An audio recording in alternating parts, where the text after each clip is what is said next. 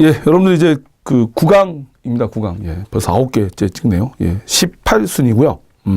교육제도. 뭐 교육제도는 뭐 그 이전에 있었던 교육제도나 그 이후에 있었던 교육제도 이런 건 좀 안 보겠습니다. 예, 시험에 안 다루는 내용이니까요. 그 다음에 교육에 대한 관점에서 기능론적 관점하고 갈등론적 관점이 나오는데, 예, 요 부분도 그냥 안 보고 넘어갈게요. 왜냐하면 교육을 보는 기능론적, 갈등론적 관점이라고 하는 건 이전에 있었던 기능론, 갈등론적 관점에서 크게 벗어나지 않고요. 그리고 학교, 제가 아까 그 8강에서 기능론, 갈등론 설명드리면서 학교의 사례로 들었었는데 학교의 사례나 교육의 사례나 다 똑같아요. 예, 기능론은 교육이 사회화를 통해서 구성원들을 재생산하고 그리고 구성원 전체 간에 합의된 규범을 학습함으로써 사회 질서 유지를 가능하게 한다. 뭐 이런 게 이제 기능론이 보는 교육이라면, 갈등론은 어려서부터 교육을 통해서 지배 집단의 가치들이 학습되고, 예, 세뇌되면서 어떠한 사회적 불평등과 차별을 정당화한다. 뭐 이런 것들을 그 당연하게 생각하도록 하고, 그래서 기득권의 유지를 가능하도록 하는 것, 그게 바로 교육이다. 예, 뭐 기존에 우리가 알고 있던 개념하고 크게 다르지 않으니까 따로 자세히 설명은 안 드릴게요. 그 다음 나오는 게 이제 교육의 평등이 나오죠. 예, 요거는 이제 시험에 조금 더 다루니까 보세요 한번. 교육의 평등에는 크게 두 가지가 있어요, 여러분들. 이제 접근 기회의 평등과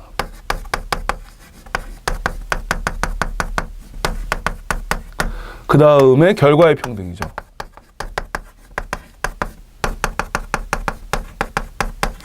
근데 그런 거 보시면 돼요, 여러분들. 그 접근 기회의 평등이라고 하는 것은 동등한 교육을 받을 수 있는 기회를 제공해 주는 거죠.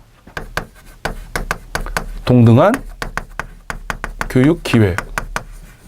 근데 여기서 이 동등이라고 할 때 이건 평등의 개념인데, 이때의 동등과 평등은 상대적인 개념이지 절대적 개념이 아니에요. 예를 들어서 눈이 안 보이는 학생들한테 우리가 쓰는 교과서를 주면서 야, 너도 우리가 교과서 줬으니까 동등한 기회 준 거야? 라고 얘기할 수 없죠. 예. 그 다음에 또 학교 다니는 친구들 입장에서 이제 보면은 장애 학생이 있는데 학교에 그쵸 경사로도 없고 엘리베이터도 없어요. 그 다음에 야, 너도 우리가 학교에 입학시켰으니까 동등한 기회 준 거지? 그럼 그게 동등한 기회는 아니죠, 여러분들. 예. 그래서 동등한 교육 기회라고 할 때 우리가 이때 첫 번째 얘기하는 게 이제 의무 교육 같은 것들 얘기하고요. 그 다음 두 번째 나오는 게 이제 뭐 무상교육? 이 무상교육이라고 하는 건 뭡니까, 여러분들? 이제 형편이 조금 어려운 친구들한테 무상으로 의무교육, 그러니까 무상으로 교육 기회를 주는 거죠. 예. 그 다음에 또 뭐가 있냐면, 뭐 장애, 예. 장애아가 학교를 다닐 수 있도록 학교에 경사로를 설치하거나, 예. 아니면 장애 학생들한테, 즉 특히 뭐 이렇게 눈이 보이지 않는 학생들한테 점자 교과서를 주는 것들, 예. 이런 것들은 다 바로 접근 기회 평등이라고 보시면 돼요. 결과의 평등은 뭐냐면요, 접근 기회를 똑같이 줘도 성적이 항상 똑같을 수는 없어요. 뭐 여러 가지 환경이나 뭐 개인적인 뭐 제약들 뭐 이런 것들에 성적이 차이가 날 수밖에 없죠. 그래서 학업 성취도의 차이를 좀 뭐 한다, 여러분들 이제, 예, 좁혀주는 거.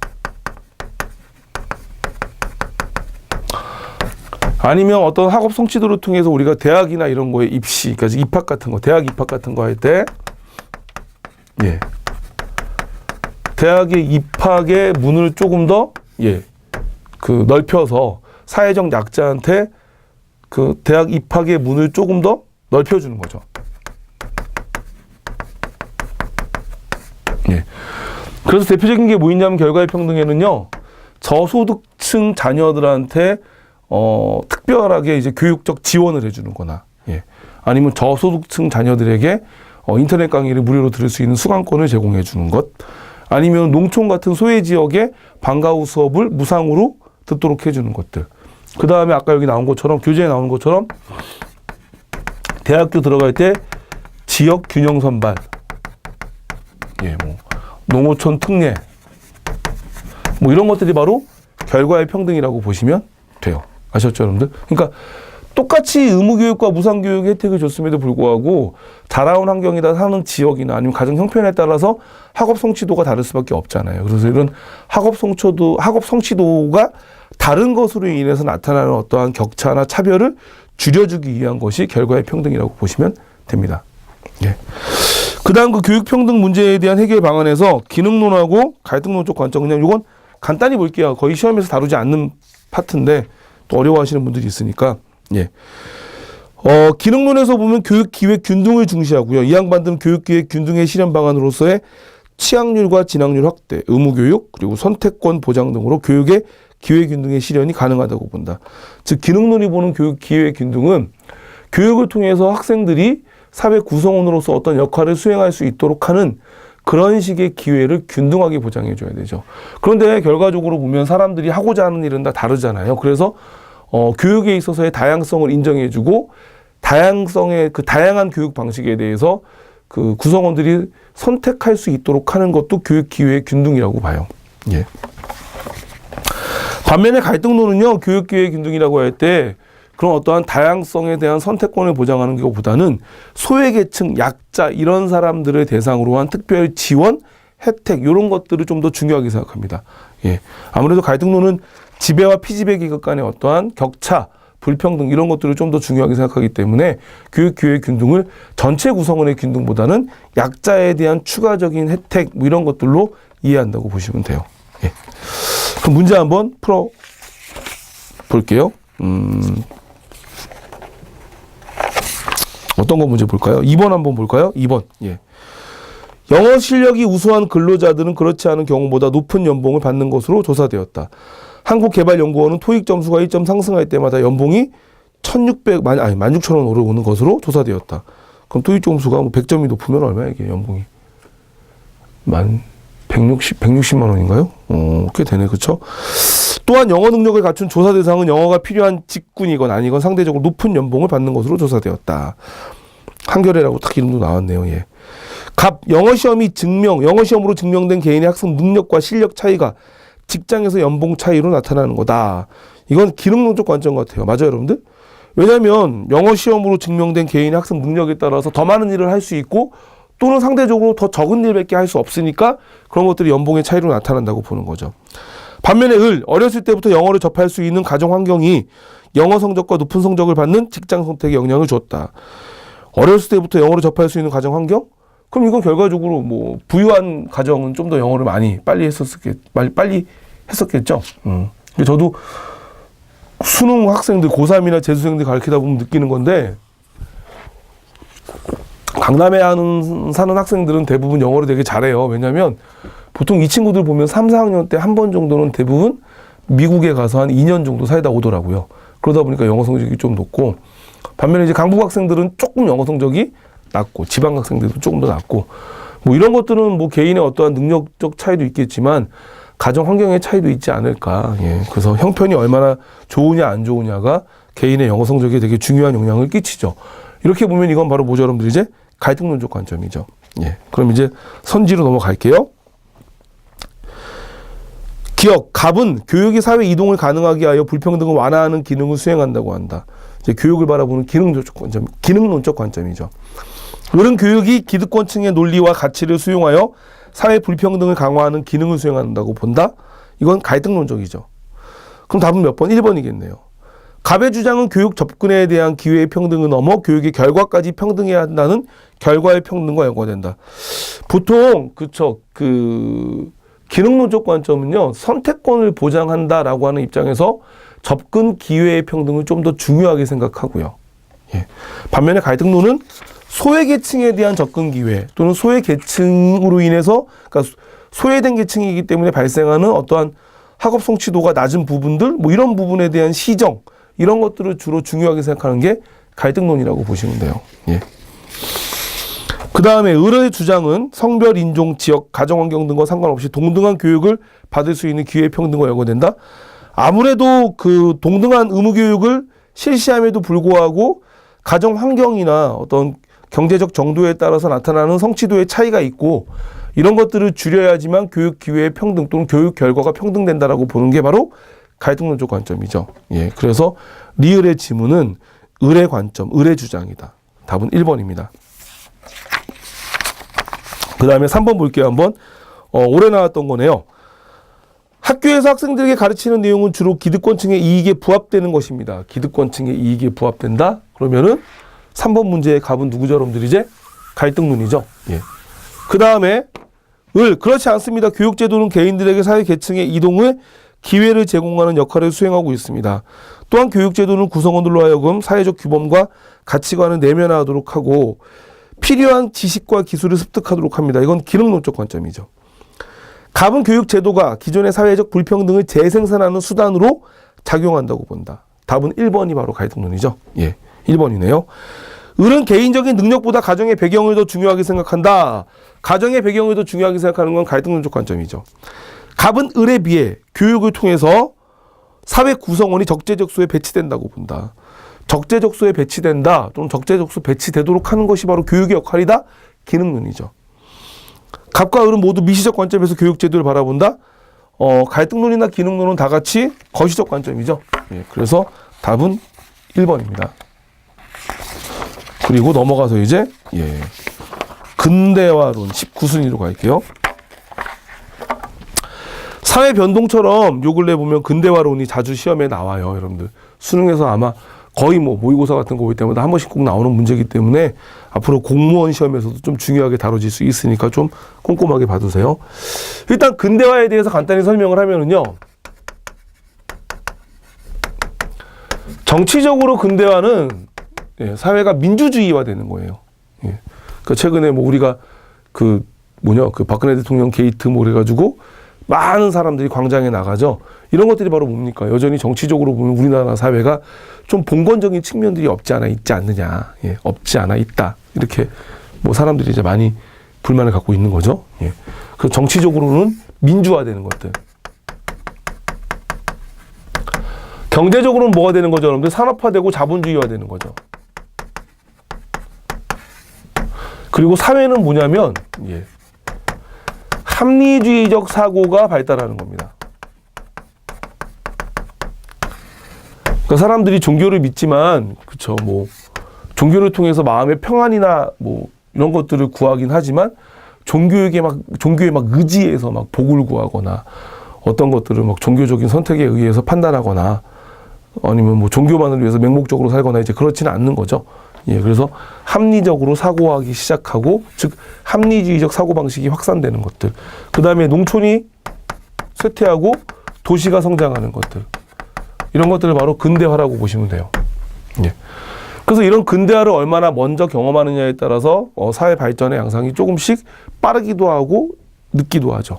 그래서 근대화를 가장 먼저 경험한 나라들이 보면 대부분 다 선진국과 강대국들입니다. 어디죠, 여러분들? 그래서 우리가 선발 선진국이라고 하죠. 뭐 미국이나 영국이나 프랑스. 이런 나라의 근대화는요, 국가 주도가 아니라 시민 주도예요. 그래서 우리가 시민 주도라 그래서 아래로부터의 근대화라 그래요. 예. 시민이 주도하다 보니까 근대화 하는데 걸리는 시간이 상당히 좀 길었죠. 그리고 시행착오도 많이 겪었고. 하지만 오랜 시간 동안 천천히 이루어진 만큼 좀 더 민주화나 산업화 이런 것들이 좀 안정적이고, 예, 어떤 근대화로 인한 부작용도 상대적으로 좀 적은 편이죠. 예. 그 다음에 나오는 게 이제 후발 선진국이죠. 후발 선진국은 이 선발 선진국을 모델로 삼아서 막 급격하게 아주 빠른 속도로 추진했던 나라들이죠. 어디 있습니까? 바로 일본이나 독일이죠. 이런 나라들은 근대화를 추진하는 과정에서 국가주도, 예, 우리가 이제 위로부터의 근대화라고 하고요. 위에서부터 내려왔으니까. 그리고 근대화 과정에 국가라고 하는 어떠한 공동체적인 가치가 지나치게 강조 중시되다 보니까 전체주의를 경험합니다. 뭐 독일하고 일본이 이제 전체주의 어떤 2차 세계대전의 그 뭐라 그럴까요? 이제 시작이었죠. 주범이니까. 그 다음에 이제 나오는 게 개도국. 개도국들은 이제 1950년대 2차 대전 이후에 독립한 나라들 중에서 근대화를 추구한 나라들, 예, 근대화를 도입한 나라들이죠. 우리나라도 들어가고요. 대한민국, 뭐 홍콩, 싱가포르, 뭐 이런 나라. 그래서 지금은 뭐 이런 나라들이 대부분 다 개도국 수준에서 조금 벗어났죠. 근데 당시에는 이제 개도국이었고 이제 우리가 그래서 신흥 공업 국가. 예. 그래서 영어로 얘기하면 New Industrial Country. 그래서 맨 밑에 S가 복수형이니까 그래서 이제 우리가 NICS 이렇게 설명을 많이 하죠. 예. 그래서 이런 나라들도 있는데 이런 나라들도 우리나라 포함해서 홍콩이나 싱가포르도 대부분 다 이제 국가 주도. 예. 그래서 국가가 주도하다 보니까 국가나 통치자의 힘이 좀 많이 강화되고 그러다 보니까 근대화 과정에서 뭐가 나타났다? 독재를 경험했다. 예. 그래서 우리가 박정희 대통령이 경제개발 5개년 계획을 수립해서 경제 성장을 하긴 했지만 그 기간 동안에 이제 국가가 너무 주도적으로 하고 그러다 보니까 뭐 18년의 독재, 그다음에 전두환 대통령까지의 독재도 있었죠. 예. 이제 그런 것들이 바로 특징이라고 보시면 되고요. 그리고 나서 이제 그 다음 페이지 넘기시면 근대화론하고 종속이론 나오죠. 여기가 이제 시험에 아주 잘 나옵니다. 근대화론은요, 말 그대로 이제 뭐 해야 된다는 겁니까, 여러분들? 예. 근대화를 도입해야 된다는 거예요. 근대화를 도입해야지만 발전할 수 있다. 종속이론은 근대화되는 것은 발전하는 게 아니라 서양에 끌려다니는 거다. 예, 서양에 예속되고 경제적으로 구속되는 거다. 그래서 근대화론은요, 근대화, 즉 서양이 겪었던 어떠한 사회 발전 과정으로서의 근대화를 도입해야만 뭐가 할 수 있다? 사회가 발전할 수 있다. 또는 다르게 설명하면 근대화 단계를 거쳐야만 사회는 뭐 할 수 있다? 발전할 수 있다. 그러니까 논리는 그래요. 너네 발전하고 싶으면 서양이 한 거 그대로 따라해. 서양의 모델을 도입해. 이렇게 얘기하는 거죠. 그래서 근대화라고 하는 것 자체가 지나치게 누구 중심이죠, 여러분들? 바로 서구 중심입니다. 그렇기 때문에 이건 서양의 뭐 다문화 중심주의에도 해당되고, 그 다음에 또 근대화라고 하는 건 사회 진화론하고도 연관돼 있어요. 예. 즉 기본적으로 근대화론은요, 사회가 발전하지 못한 열등한 단계에서 우등한 단계로 발전, 즉 이런 식으로 진화돼 가는데 그 진화의 과정에서 꼭 필요한 게 바로 뭐다? 근대화의 도입이다. 이렇게 설명을 하는 거죠. 그래서 단점은 사회 발전을 어떻게 시킨다, 여러분들? 사회 발전을 서구화라고 하는 어떤 모델로서 획일화시킨다. 그래서 이게 바로 이제 단점이에요, 단점. 아셨죠? 그래서 요즘에 시험에 자주 나오는 건데, 근대화는 사회가 아직 발전하지 못한 이유를 미발전이라고 합니다. 그 사회 내부의 비합리적 요소 때문이라고 얘기를 해요. 예. 뭐 종교가 중시된다는 것들, 아니면 여러 가지 사람들이 과학이 발전하지 않아서 어떤 미신을 숭배한다든지, 뭐 이런 것들이 있죠, 여러분들. 또 아니면 개인의 권리나 이런 것들을 충분히 보장해주지 못하는 신분제, 이런 어떤 내부적인 비합리성이 바로 사회 발전을 방해하는 요소가 되는 거죠. 그럼 미발전의 원인이 어디에 있다는 거예요? 사회 내부에 있다는 거죠. 그러면 발전하려면 발전하는 방식을 어디에서 찾아야 돼?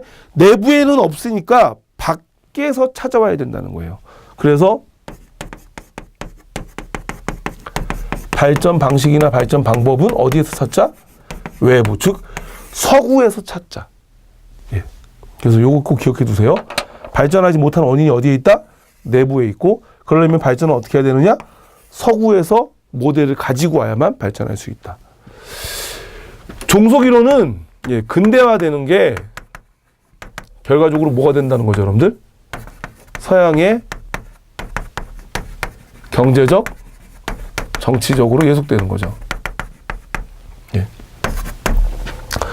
보세요, 한번 여러분들. 우리나라도 거의 초기에는, 산업화 초기에는 주로 했던 역할들이 뭐냐면, 뭐 미국에서 판매되는 물건들의 하청업체, 뭐 이런 것들이 우리나라에 많았죠. 예. 그러다 보니까 우리나라가 물건을 만들고 거기다가 이제 주문자 그 상표를 붙여가지고 외국에서 판매가 되는.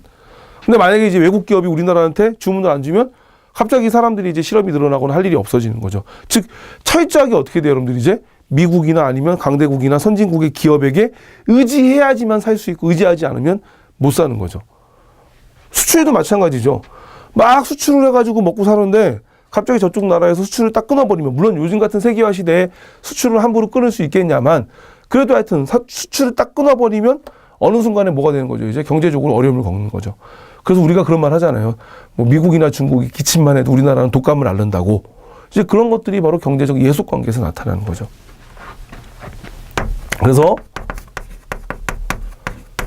서양은 어떤 그 뭐라 그럴까요? 이제 개도국이나 아니면은 좀 뭐라 그러죠? 이제 뭐 소외된 후진국가? 후진국이라 해야 되나? 하여튼 예, 서양이 이제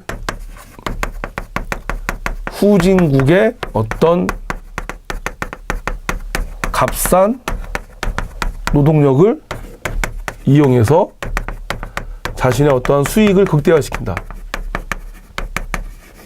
이 얘기는 뭐죠? 이제 그 기업 내부에서 사용자가 노동자를 착취하는 형태가 이제 국가 간의 착취 형태로 나타난다는 거예요. 뭐라고 여러분들? 국가 간의 경제적 착취. 예. 그래서 종속이론은 이렇게 착취당하지 않으려면 과감하게 서구화를 끊으라는 거예요. 과감하게 근대화를, 즉 서양의 모델을 도입하는 것으로부터 자유로워야 된다. 그래서 이 사람들이 주장하는 거는요, 사회가 발전하지 못하는 거예요. 그래서 미발전이 아니라 저발전이라고 그래요. 사회가 발전할 수 없는 상태 또는 발전하지 못하는 것은 무슨 관계? 즉 외부의 국제적 관계에 있다. 이때 국제적 관계라고 하는 건 중심부 국가와 그 다음에 못 사는 나라들은 주변부 국가죠. 즉 중심부 국가와 주변부 국가 간의 관계 속에서 주변부 국가의 부가 중심부 국가로 착취당하고 중심부의 주변부 국가가 예속되기 때문에 발전할 수 없는 거다. 그러면 우리가 자꾸 서구화될수록 그런 건 더 심화되니까 과감하게 서구화를 딱 끊어버리고 독자적인 발전 방식을 찾아보자는 거예요. 즉 발전할 수 없는 것이 외부에 있으니까 발전 방식은 내부에서 독자적으로 한번 찾아보자. 우리 안에서, 우리가 가지고 있는 어떠한 사회적 정체성과 전통, 주체성, 이런 것들을 통해서 우리가 스스로 발전할 수 있는 방식들을 한번 고민해 보자. 그게 바로 이제 종속이론이죠, 종속이론. 예. 근데 종속이론이 거의 뭐 쑥 들어갔었어요, 몇 년 동안. 왜 그러냐면, 종속이론가들에 의해서 내부적인 발전 방식을 추구했던 그 중남미 국가나 그 다음에 아프리카 국가들은 여전히 빈곤의 상태를 면치 못하고 있고요. 그 다음에 종속이론가들에 의해서 봐라, 쟤네들 지금 종속되고 있어, 예속되는 거야 라고 비판받았던, 즉 그 맹목적으로는 아니지만 그처럼 하여튼 뭐라 그럴까요? 적극적으로 서구화를 도입했던 나라들, 종속될 거라고 비판받았던 나라들은 정작 경제적 성장을 잃었고, 예, 내부적으로 그런 발전 방식에 대해서 고민했던 나라들은 대부분 다 빈곤의 상태를 면치 못하고 있다. 그래서 종속이론이 쑥 들어갔었어요. 쑥 들어갔다가 최근에 세계화 이후에 국가 간의 분업이 나타나고, 그럼으로써 국가 간의 경제적 격차나 빈부격차가 더 심해지고, 그리고 빈곤국이 더 예전보다 훨씬 더 빈곤한 상태를 면하지 못하고, 뭐 아프리카 국가들의 뭐 기아 뭐 이런 것들이 사회적 문제가 되면서 종속이론이 최근에 다시 대두되고 있다, 이렇게 이해하시면 돼요. 그럼 문제 한번 풀어볼게요, 여러분들. 기출 문제 2번 한번 풀어볼까요? 예, 2번. 1번 먼저 풀어볼게요. 1번. 근대화에 대한 이론적 설명 중에 적절한 것은 신근대화론에서는 전통과 현대의 공존 및 보완 관계를 중시한다. 제가 여러분들한테 신근대화를 설명드리지 않았는데, 예, 원래 어느 책에도 안 나오고 교재도 안 나와요. 문제 지문으로만 처음 나온 거예요. 신근대화론은요, 근대화하고 종속이론을 합친 거예요. 즉 서구화되는 과정에서 맹목적이고 무비판적으로 서구의 모델을 그냥 받아들이는 건 아니라 우리에게 맞게끔, 즉 우리 전통과 어떤 우리 문화적 정체성과 서구적인 모습들을 잘 믹스해서, 예, 어떠한 발전 방식을 찾는 것들이 바로 근대화, 그러니까 신근대화론이라고 보시면 돼요. 예. 어떤 친구 이렇게 얘기했더니 수업하다가 그럼 문화융합하고 비슷한 거네요? 예, 문화융합적인 측면하고 비슷할 수도 있죠. 예. 서구의 요소와 전통적인 요소를 잘 믹스한 발전 방식이니까요. 답은 1번입니다. 그 다음에 근대화 이론은 순환론에 기반해 두고 있다. 아까 제가 뭐라 그랬죠? 근대화론은 사회 진화론에 기반 두고 있다 그랬죠. 3번 근대화 이론의 서구 중심주의를 비판하면서 등장한 종속 이론은 아시아 신흥 공업 국가의 경제 발전을 설명해낼 수 있다 없다? 설명해낼 수 없다. 예. 그리고 종속 이론은 제3세계 국가들의 저발전 원인을 국내 자본과 노동 간의 힘의 불균형 관계 속에 찾는다? 아니죠. 국제적 관계에서 중심부 국가의 자본과 주변부 국가의 노동의 착취 이런 관계로 보는 거죠. 그래서 답은 1번입니다. 그 다음에 2번 문제 한번 풀어볼게요. 1960년대 중남미 학자들은 중남미 국가들이 근대화론에 입각해서 산업화와 근대화를 추진하였음에도 불구하고 서구 선진사회화의 격차가 좁혀지지 않는 상황을 보고 의문을 제기했다. 이처럼 근대화론에 대한 비판이 제기되면서 등장한 이론이다. 이게 바로 뭡니까? 종속이론이죠, 여러분들.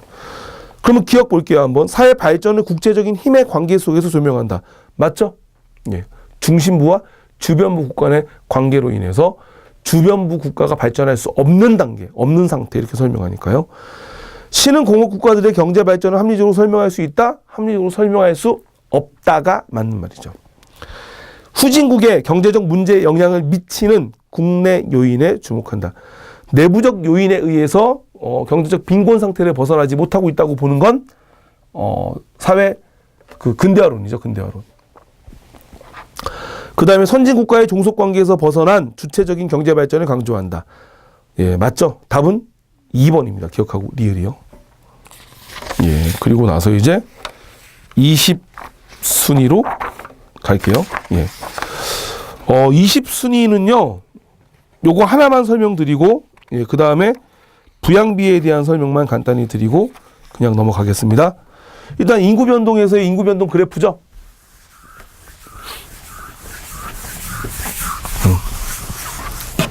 색깔을 잘 안 쓰는데 여기서 색깔을 한번 쓸게요. 예. 이렇게 보면은요, 이제 단계가 총 몇 단계로 돼 있죠, 여러분들? 4단계로 돼 있죠. 예. 1단계에는요 많이 태어나요. 근데 또 죽기도 많이 죽어요. 그래서 빨간색이 사망이고 노란색이 출생이면 출생률과 사망률이 더 높은 상태로 나타나죠. 태어나긴 많이 태어나도 또 워낙에 많이 죽고 일찍 죽으니까 인구가 막 성장하지 못해요. 그래서 총 인구를 보면은 일정한 상태가 계속 유지가 됩니다. 아셨나요? 그래서 우리가 이거를 1단계라고 얘기하고, 예. 많이 태어나고 많이 죽는 단계, 그래서 다산, 다사. 주로 후진국에서 많이 볼 수 있죠. 2단계가 되면은요, 예, 과학기술이 발전하면서 사망률은 조금씩 떨어져요. 그런데 여전히 사람들은 애들을 많이 낳죠. 그렇게 생각하시면 돼요, 여러분들. 과학기술이 변하는 거는 물질 문화고요. 애를 조금 낳는 건 사람들의 인식의 변화이기 때문에 보통 인식의 변화가 더 늦어요. 그렇죠, 여러분들? 문화 지체처럼. 그러다 보니까 요 2단계는 예, 여전히 많이 태어나지만 사망률은 조금씩 감소한다. 그래서 우리가 다산 감사라 그러죠. 그러면 요 출생률과 사망률의 격차, 이게 바로 뭐죠? 인구 성장이 되는 거죠. 즉 2단계에서부터 인구가 성장하기 시작한다. 3단계에서는 사망률이 조금씩 더 감소하죠. 그래도 전혀 사람이 안 죽을 수는 없으니까. 예, 그래서 일정 정도 감소하다가 멈추죠. 그런데 3단계가 되면은요, 인식은 늦게 변하지만 되게 급하게 빨리 변해요. 우리나라도 2000년대 초반까지 가족 계획을 계속하고, 제가 이제 예비군이 아니죠. 민방위 교육 받으러 가면 2교시 끝나고, 2교시인가 1교시 끝나고, 저쪽에서 그래요. 예, 정관수술 받으실 분! 그래요. 그래서 그게 이제 정관수술 받으면 이제 애를 못 낳는 수술이죠. 이제 그걸 받으면 1교시 끝나고 민방위 교육에서 바로 보내줬어요. 2000년대 초반까지요. 그러다가 지금 채 10년 정도밖에 안 지났는데 뭐가 문제입니까? 엄청나게 저출산, 아이가 태어나지 않는 게 문제죠. 예. 그런 것처럼 출산율이 아주 급격히 떨어져요. 그럼 여기도 결과적으로 보면 누가 높아요? 출산이 높죠. 출생이 높죠. 사망보다. 그러니까 여기서도 마찬가지로 인구가 증가하긴 증가하는데 증가폭은 점점점 둔화돼요. 증가폭은 점점점 둔화된다. 그래서 우리가 3단계를 뭐라 그러느냐? 조금씩 출산이 감소하면서, 예, 이제 사람들이 적게 죽는다. 그래서 우리가 감산소사. 예. 출산은 감소하고 사망률은 아주 적은 상태, 이렇게 얘기하죠. 그 다음에 이제 4단계가 되면은, 예, 적게 죽고 적게 태어나요. 그래서 소산소사. 그래서 다시 사망률과 출생률이 만난다. 그럼 총인구는 어떻게 되죠? 총인구는 다시 유지가 되죠. 예. 그래서 보통 우리가 요 4단계가 주로 선진국 단계고 요 4단계에서 자칫 잘못하면 인구가 뭐 하기도 한다? 감소하기도 한다 이렇게 얘기합니다. 또 누가 물어봐요. 선생님 왜 선진국이 인구가 가장 많습니까? 중국이나 인도는 예 선진국 아니잖아요. 그런데 인구 많잖아요. 아, 그 나라는 영토가 원래부터 컸었고 원래부터 사는 사람들이 많았으니까. 그렇죠, 여러분들? 인도 같은 경우는 최근에 그 경제가 발전하면서 인구가 더 많이 늘어나잖아요. 물론 중국은 한 가구 한 자녀 낳기 뭐 이런 걸 법으로 규정했기 때문에 인구가 딱 억제가 됐죠. 예. 그 지금도 보면 인구도 그 중국은 그런 어떤 사회적인 제도 때문에 애들이 너무 조금 태어나는 게 문제라고 하더라고요. 예. 근데 중국은 좀 예외적인 상황이니까 빼고 우리나라만 하더라도 1960년대, 1980년대, 1990년대, 2000년대 어때요, 여러분들? 60년대보다 지금 인구가 더 많지 않아요? 근데 우리 지금이 더 먹고 살기 좋잖아. 예. 그래서 일반적으로 경제가 성장하고 발전할수록 인구는 당연히 증가합니다. 그런데 이제 어느 순간이 되면 개인주의가 확산되고 결혼이나 뭐 연애를 기피하면서 이제 인구가 감소할 수도 있죠. 예. 그래서 뭐 아직 우리나라는 감소하지 않았다고 하는데 일본은 통계를 보니까 작년하고 재작년에 약 75만 정도 인구가 감소했다고 하더라고요. 예. 그래서 그런 것들이 이제 바로 인구 변동 그래프 곡선에 대한 설명이고요. 그 다음에 이제 여기서 이제 관련돼서 볼만한 게 바로 뭐가 있죠, 여러분들 이제? 예. 부양비라는 게 있죠. 부양비는 뭐냐면요, 부양비. 이 부양비가 이제 우리가 비용 얘기할 때 돈 얘기하는 게 아니라 뭐라고요? 부양하는 비율이에요. 예. 도대체 몇 사람을 부양해야 되느냐. 그 부양에 대한 비율을 부양비라고 합니다. 그래서 밑에는 항상 뭐가 들어가냐면 부양인구가 들어가고요. 그럼 위에는 뭐가 들어가죠? 부양인구. 그렇죠? 곱하기 100 하면 이게 바로 뭐다, 여러분들? 이제 부양비, 전체 부양비인데 피부양인구는 또 우리가 둘로 나누죠, 여러분들. 0세부터 14세까지의 유소년 인구와 그리고 65세 이상의 노년층의 인구로 나누죠. 그렇기 때문에 이걸 다시 정리하면은 처음에 유년부양비. 그럼 유년부양비는 뭡니까? 부양인구죠. 부양인구는 15세에서부터 64세까지, 즉 경제활동 인구입니다. 그래서 경제활동 가능한 인구분의 0세부터 14세까지 곱하기 100 하면 유년부양비고요. 그 다음에 노년부양비는 15세에서부터 64세까지 한 다음에 65세 이상 곱하기 100 하면 노년부양비고요. 그 다음에 여기서 15세에서부터 64세까지 한 다음에 0세부터 14세까지 더하기 65세 이상 이렇게 되면 이거는 전체 부양비죠. 아셨죠, 여러분들? 예, 꼭 기억해 두세요. 보통 이제 부양비 문제가 시험에 그래프로 나올 경우에 자주 여러분들한테 틀리고 하는 것들이 있죠. 예를 들어서 우리가 유년 부양비가 감소한다.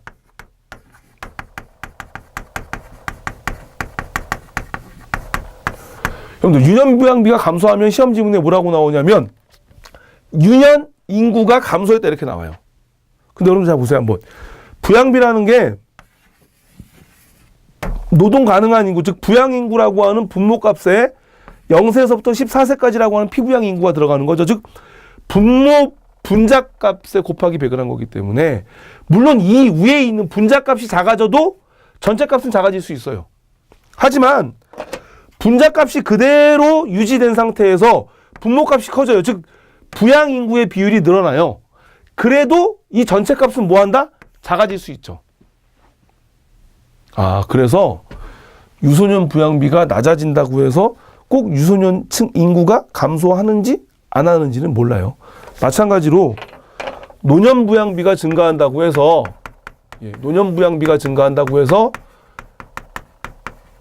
꼭 뭐가 증가하는 건 아니다. 노년층의 인구가 증가하는 건 아닐 수도 있다. 왜? 15세에서부터 64세까지의 부양 인구가 감소하면 이 65세 이상의 인구는 그대로 유지가 돼도 전체 노년 부양비는 증가할 수 있죠. 아셨죠? 예. 그래서 여러분들 부양비라고 하는 거는 어느 한 수가 아니라 분모값과 분자값으로 구성이 되어 있기 때문에 어느 하나만의 변화만 가지고서도 설명이 나타날 수 있고 아니면 두 개가 다 변하는 경우도 있고 그러니까 그런 거 좀 예, 눈여겨보셔야 됩니다. 헷갈리시면 안 되고요. 그러면 문제 한번 풀어볼게요.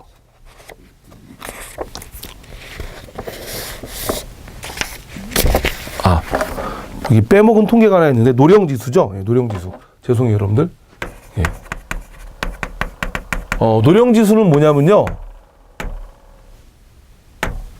0세부터 14세의 인구분의 65세 이상의 인구 비율.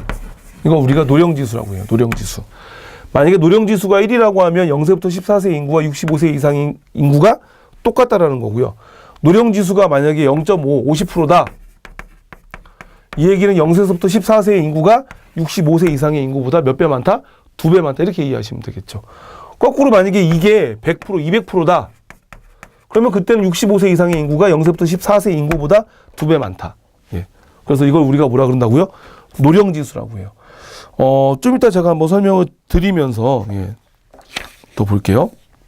이제 2번 문제 풀이하겠습니다, 여러분들. 2번 문제에 보면 이제 노년부양비하고 고령화 지수가 나오는데, 이 문제는 오류예요. 예. 아까 말씀드린 것처럼 고령화 지수라는 건 없고요.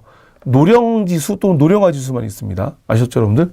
예. 그래서 이거 2013년에 처음 사회가 선택 과목으로 되고 문제가 나오다 보니까 좀 잘못된 문제가 나왔던 것 같아요. 그래서 제가 이거 문제 나오고 나서 국금사 그 댓글에다가 답변 거기다가 글에다가 문제가 오류가 있다. 예. 고령화 지수라는 건 없는데 잘못 나온 것 같다. 그러니까 이제 또 어떤 다른 학원 교수분들이 또 제 거에다가 댓글을 다셨더라고요. 무언 소리냐. 고령화 지수가 있는데 당신 잘못 알고 있다. 그 제가 통계청 가서 다 찾아봤는데 고령화 지수라고 하는 지표가 없더라고요. 그래서 제가 통계청에서 확인한 내용이다라고 이제 다시 댓글을 올리고 그랬더니 이제 몇 시간 있다가 이제 그분들도 찾아봤나 봐요. 그러더니 맞다. 고령화 지수가 없더라. 자기네가 실수했다. 그래서 저한테 이제 죄송하다고 얘기하더라고요. 그래서 참 사람들이 훌륭하구나. 보통은 자기네가 실수해놓고 그냥 끝까지 우길 텐데 본인들도 확인해보고 없으니까 바로 저한테 또 댓글 달아서 사과를 하더라고요. 예. 그래서 그렇게 좀 이렇게 오류가 있었던 문제인데 만약에 이게 수능에서 문제가 나오면 난리가 나요. 막 소송을 걸고 다 맞게 할 거냐, 뭐 아니면 몇 번까지 맞게 할 거냐, 막 그럴 텐데 공무원 시험에 나오면은 또 공무원 시험 응시하시는 분들은 되게 좀 성격이 좋은 건지 막 순종적인 건지 그냥 넘어가더라고요. 예. 이게 뭐 오류가 났다고 생각을 하지 않으시는 건지 아니면 괜히 오류가 났다고 지적했다가 나중에 임용될 때 혹시 불이익을 당할까 뭐 그런 것들 때문에 얘기를 잘 안 하시는데 예. 이 문제는 정확하게 오류입니다. 고령화 지수라고 하는 건 없고 노령화 지수가 맞는 표현이다. 아셨죠, 여러분들? 그럼 이제 노령화 지수라고 생각하고 문제를 풀게요. 한번 1번. 노년부양비는 유소년 플러스 생산 가능한 인구분의 65세 이상의 인구다. 틀렸죠. 예. 노년부양비에서는 생산 가능한 인구분의 65세 이상의 인구니까 요 유소년 인구를 빼야 되죠. 예. 2번. 고령화 지수는 65세 이상 인구분의 생산 가능한 인구다. 아까 제가 말씀드렸죠, 여러분들. 이거를 잘못 낸 것 같다고. 이걸 노령화 지수로 바꿀게요. 예. 그럼 노령화 지수로 바꾸면 생산 가능한 인구분의 65세 이상 인구가 아니라 0세부터 14세 인구분의 65세 이상 인구로 바꿔야 되겠죠. 예. 그래서 2번도 틀렸고요. 그 다음에 3번. 2000년에 노인 인구는 유소년 인구의 3분의 2 이하이다. 2000년에 고령화 지수가 얼마로 되어 있습니까? 33으로 되어 있죠, 여러분들. 이거를 고령화 지수가 아니라 뭘로 보자고요? 우리가 노령화 지수로 보자고요. 예. 문제가 오류가 났으니까. 그럼 노령화 지수로 봤을 때 0세부터 14세 인구분의 0세부터 14세 인구분의 65세 이상 인구의 비율이 얼마라고 여러분들? 33%죠. 33%면 얼마가 되는 거니까 3분의 1이 조금 안 되는 거죠. 왜? 3분의 1이면 33.3%인데 33%니까 3분의 1이 안 되죠. 그럼 당연히 뭐도 안 돼요? 3분의 2도 안 되죠. 그래서 답은 몇 번? 답은 3번입니다. 그 다음에 2010년에 유소년 인구는 생산 가능 인구의 3분의 2 이상이다. 3분의 2 이상이 될 수가 없죠, 여러분들. 이걸 고령화 지수라고 했을 때 잘 보세요, 한번. 노년층의 인구가 생산 가능한 인구의 15%고요. 그 다음에 유소년 인구분의 노년층의 인구가 차지하는 비율이 얼마죠? 66.3%니까 한 3분의 2 정도 되죠. 보세요, 한번. 0세부터 14세 인구, 65세 이상 인구의 비율이 얼마죠, 여러분들? 예. 3분의 2 정도, 66%니까요. 맞아요, 여러분들? 그러면, 얘가 차지하는 비율이 3이고 얘가 차지하는 비율이 인데, 즉, 전체 인구에서의 3분의 2가 아니라, 그쵸, 여러분들? 유소년 인구에서 노년층 인구의 비율이 3분의 2다. 이렇게 나와야지 맞는 말이죠. 그럼 전체 인구에서 유소년이 차지하는 비율은 훨씬 더 떨어지겠죠. 예. 그래서 답은 몇 번, 여러분들? 답은 3번입니다. 예. 그리고, 예, 지금 남은 순위가 이제 22순위하고, 예, 1순위 남고 그랬죠. 예, 요거는 저희가 10강으로 넘어가서 다 마저 끝낼게요. 예. 일단 9강은 여기까지 이제 정리하고, 나머지 순위는 다 이제 10강에서 정리하도록 하겠습니다. 여러분들 수고하셨습니다.